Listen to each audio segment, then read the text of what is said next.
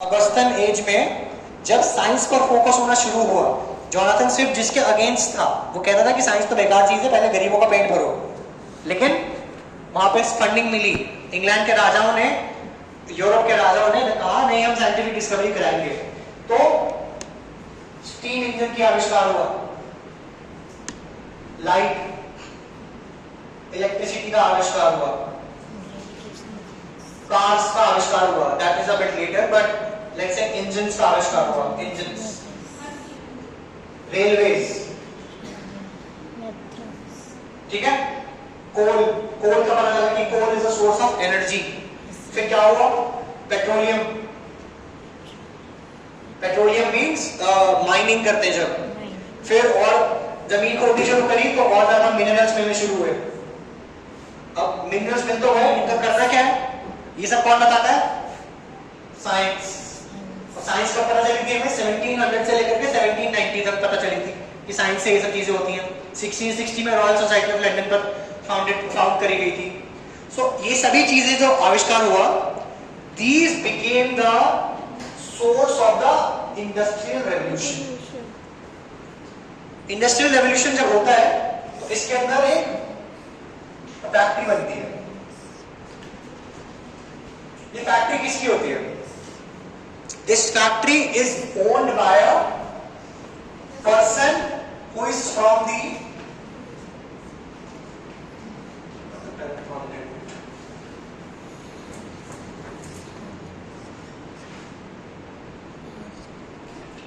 the bourgeoisie class। Factory owners जो होते हैं एक ऐसे समाज के तबके से आते हैं जो पहले से बहुत जनरेशन से अमीर नहीं है, लेकिन इन्होंने पढ़ाई लिखाई करके बिजनेस करके थोड़ा पैसा जमाया और इन्होंने फैक्ट्री लगा दी। तो जो लोग हमेशा से अमीर नहीं थे, जो हमेशा से अमीर होते हैं उन्हें क्या कहते हैं? Aristocrats, nobility, noble people, aristocrats, these are the people who are rich, who are noble from generations। राजाओं के बच्चे, ड्यूक्स, डचेसेस, इंडिया में ऐसे निजाम होते थे, ये सब लोग होते थे, these are aristocratic people। फिर इनके नीचे जो लेवल आता है वो होता है bourgeoisie। ये लोग होते हैं, they are a direct creation of the industrial revolution।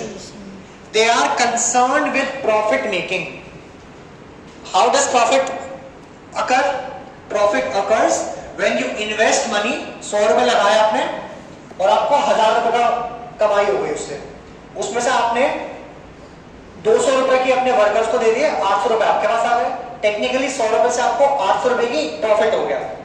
So this is the basis of बुर्जुआ class और बुर्जुआजी क्लास। बुर्जुआजी होते हैं जो फैक्ट्री को क्या करते हैं? ओन करते हैं। फैक्ट्री में काम कौन करता है? वर्कर्स। इन्हें क्या कहते हैं? प्रोलेटेरिएट। PROLETERIAT। प्रोलेटेरिएट। ये प्रोलेटेरिएट कौन होते हैं? ये प्रोलेटेरिएट वो लोग होते हैं जो पहले फार्मर्स थे। जब खेती करने वाले गरीब लोग, जब खेती उन्होंने करी, खेती कहां थी? गांव में। लंदन के आसपास के जितने एरिया थे पहले, वहां सब गांव थे, उसे कहते हैं countryside. That's known as countryside. वहां पर वो खेती कर रहे हैं।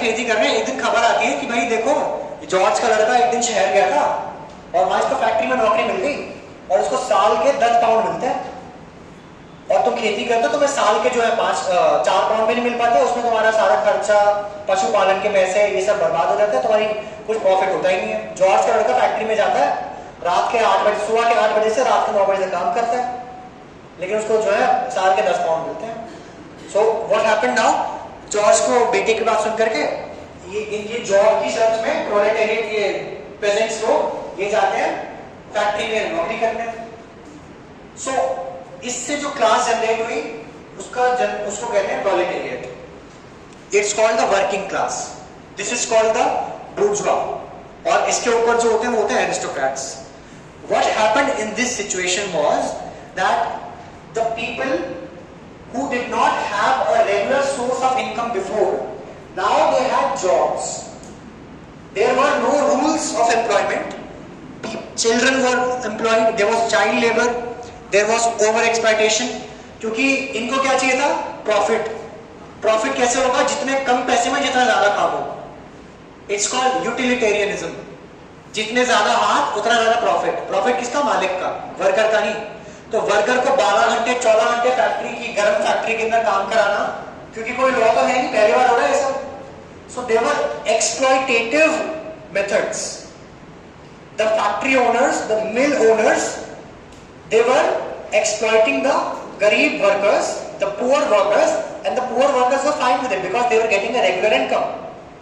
सो this rise of industrial culture in Europe, this is what you call industrial revolution from a social and historical point of view. I am not talking from the point of view of development. Development तो होती है, but उसका समाज के ऊपर impact क्या होता है? What is the impact of the development of the society? That is what we need to study in literature. इसके बाद क्या हुआ फिर? This is 1760, ये आपकी 18th सेंचुरी से शुरू हो जाता है ऐसा. लेकिन इन सब का नॉवल से क्या रिलेशन है? ये तुम समझ गए, समाज में ये सब चल रहा था. इसका नॉवल से क्या रिलेशन है? इसका नॉवल से रिलेशन ये है, after some years people started to, when they were living in London, दूर दराज से गांव से आकर जब लंदन में रहना शुरू हुए वो लोग, तो उनको जो है वहां पर थोड़ा पैसा जमा हुआ, थोड़ा बहुत जितना भी जमा हुआ, फिर उनके बच्चे हो गए. अब जब आपके पास थोड़ा सा पैसा आता है, and when you have children, you get them a good lifestyle. What is a good lifestyle indicator of education? We send them to schools.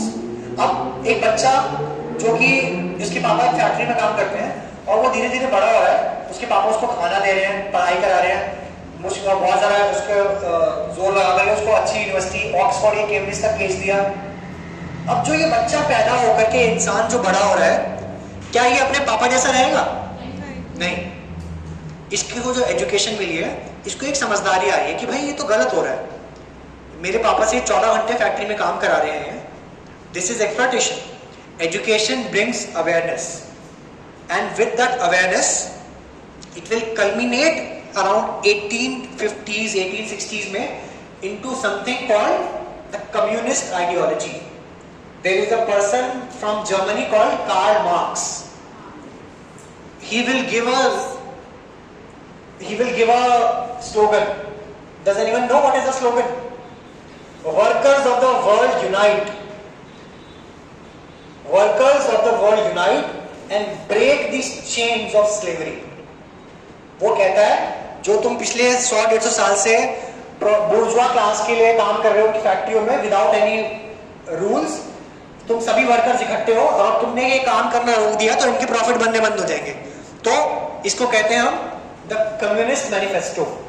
Karl Marx and Friedrich Engels, इन्होंने 1860 के आसपास कम्युनिस्ट मैनिफेस्टो लिखा और इन्होंने कहा कि अगर हम वर्कर्स अपने यूनाइट हो जाएं, we can dictate the terms of our working condition. तो ये सब इसमें आके कल्मिनेट हुआ. लेकिन ये सब जो हुआ, ये सब चेंजेस जो हुए, these changes were over a long period of time, and over that period the people who were getting education, जैसे मैंने आपको बताया था फैक्ट्री वाले जो अंकल थे, उसका जो बेटा हुआ और उसका जो बच्चा होगा वो सेम चीजें नहीं करेगा, वो खुद भी नहीं कर रहा, उसका बच्चा भी नहीं करेगा. So there is a change, and with that change there is a demand of a higher culture. And how does that higher culture build? It builds on the social narratives and the media consumptions. So in this, all of this space, this is captured in the rise of the novel. इन सभी को अगर हम collect कर लें, development, पैसा आना, education आना, इसके जैसे एजुकेशन बढ़ी, अवेयरनेस बढ़ी, तो लोगों में पढ़ने की डिमांड और बढ़ी, मुझे और पढ़ना है. और उनको क्या पढ़ना था? जो बहुत ज्यादा क्लासिकल, बहुत ज्यादा एलीट था, not very elitist, not very difficult to understand, and that is where the novel came. Novel talked about the values of the human being. It talked about the struggles of the human being. अब हम अगर यहां से आते हैं figure of the big field पर, Vicar of the Wakefield, the Vicar of Wakefield. It is the story of Charles Primrose, who was a vicar, whose life revolved around his estate. He becomes poor. He used to be rich, becomes poor, has a lot of struggle. उसकी 2 बेटियां होती हैं, 3 बेटे होते हैं. एक बेटी की मरने की खबर आती है, एक बेटी को कोई प्रोस्टिट्यूट बना लेता है. And he was a rich man.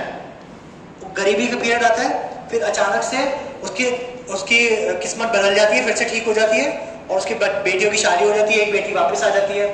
So this is a very human story, something which is not imaginary कि भैया देखो हवा में युद्ध हो रहे हैं और हेवन और हेल की बातें हो रही हैं, भगवान ने इसके तीर दे के मारा और इसके अंदर से चिंगारियां उठ गई. Nothing like that, nothing fancy, nothing imaginary, nothing too epic. Very earthly, very human like. Even not like Gulliver's Travels, जिसमें बहुत बड़ा इंसान छोटा इंसान, nothing like that. असली इंसान की असली कहानी जो रिलेटेबल हो पाए. That is where the novel comes. Now can you understand a little bit? Yes. Something not very grand, not very elite. Poetry, if you trust me, if you read poetry, you will not be able to understand it in the first book. आज की poetry की बात नहीं कर रहा मैं, आजकल तो सभी पोएट बनते फिरते हैं. 4 लाइन इंग्लिश में लिख दी, रैंक करा दी, हम तो बहुत बड़े पोएट हैं. आजकल की बात नहीं कर रहा मैं. These poets like these writers, in fact like Chetan Bhagat and Dojwai Datta, people who call themselves writers of English literature. That is not.